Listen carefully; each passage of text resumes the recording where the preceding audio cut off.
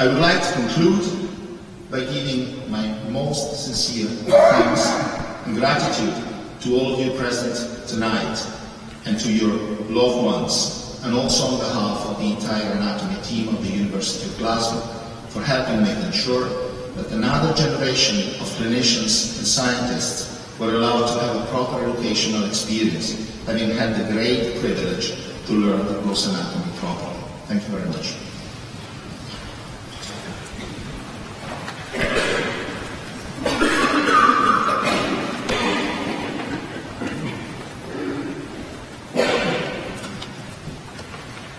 And we continue our service with the next hymn in the order of service sheets. We sing a love that sets all people free. The next hymn in the order of service sheets.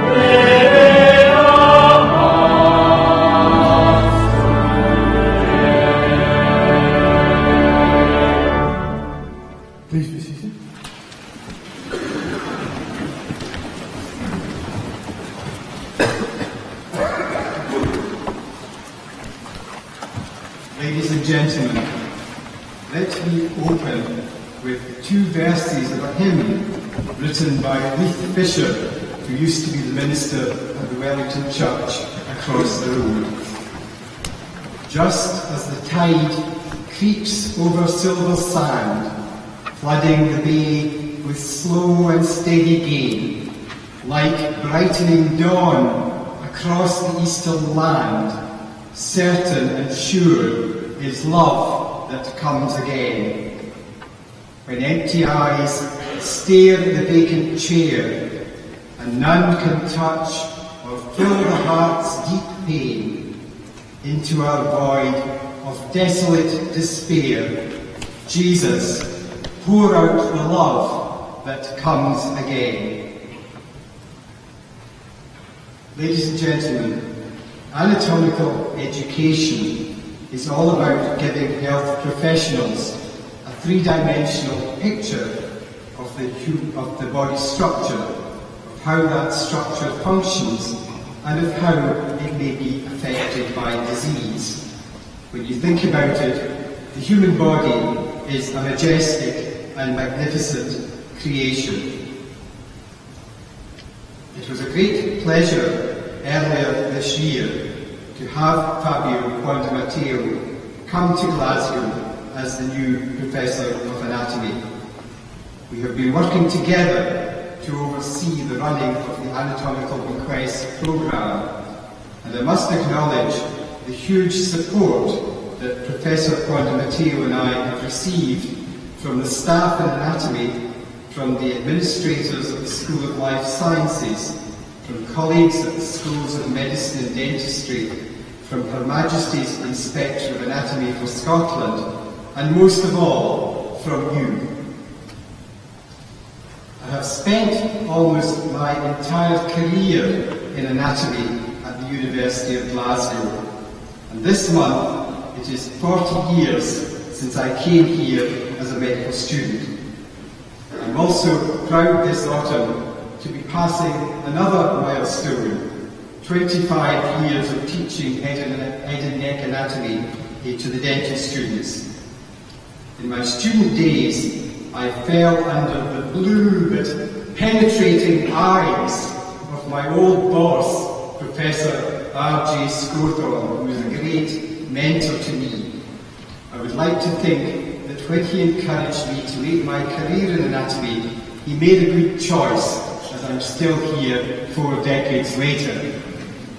Over 40 years, it is not surprising that I've seen many changes, but undoubtedly one of the most striking is the range of teaching carried out in the laboratory of human anatomy.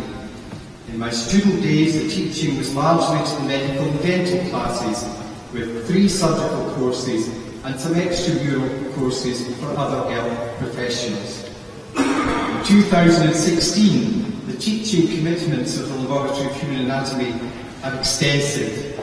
Many undergraduate students have classes in the building, first and second year medicine with nearly 250 students in each year, first, second and third year dentistry with about 80 students per year, first and second year nursing with 40 to 50 students per year. We run classes for second, third and fourth year BSc courses in anatomy and in neuroscience. And in second year life science, many other students also study anatomy to equip them for the main courses such as physiology, pharmacology and sports science. Collectively, these science courses provide anatomical learning for about 600 students each year, many of whom are keen to enter health professions and to achieve considerable success in doing so. As in everyday life, computer technology is used more and more in anatomical teaching and in clinical imaging. An MSc programme in medical visualisation is available in a collaboration between the University of Glasgow and the Glasgow School of Art, and seems to become more and more popular each year.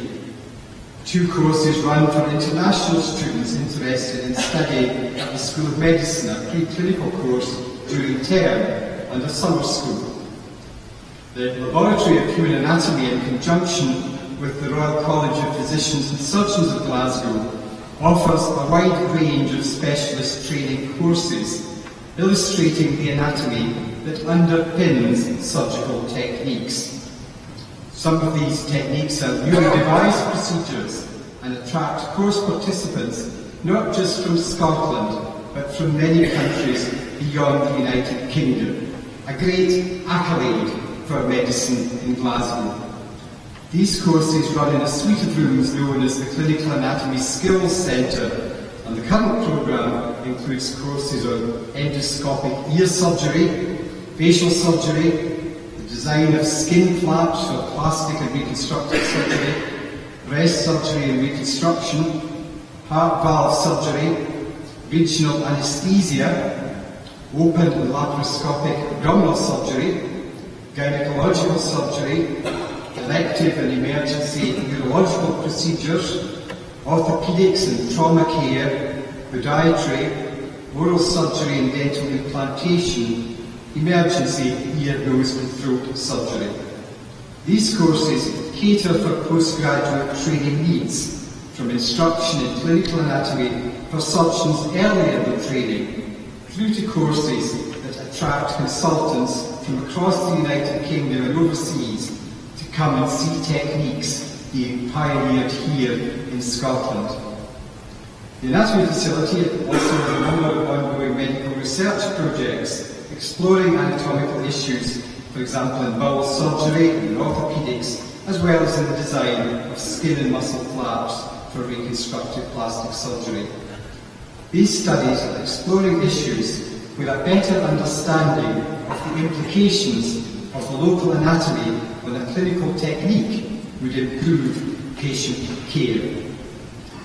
None of this would be possible without the tremendous generosity of the donors. The magnanimous bequest by people listed on the Order of Service has this year enabled about 2,000 undergraduate and postgraduate students from the healthcare professions to attend the anatomy facility and to go away equipped with a mental picture of the three-dimensional layout of the human body appropriate to their clinical interest and level of training.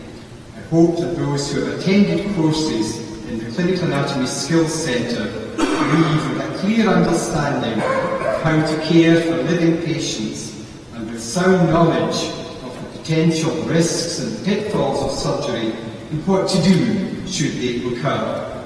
The courses all aim to reduce pain and suffering and to provide a high standard of care for patients. It's the usual practice at this service to invite a student to speak. This year, it seemed a pity not to exploit the rare presence in the undergraduate classes of a husband and wife team. And it's my pleasure to introduce to you Clive and Jodie Nelson. Clive is currently in the third year of the medical course, and Jodie is in the third year of the dental course. Clive was one of our students last year, and Jodie is one of our students this session. They also have a new baby, Hunter. How they manage, I do not know, but I'm very grateful to them for their willingness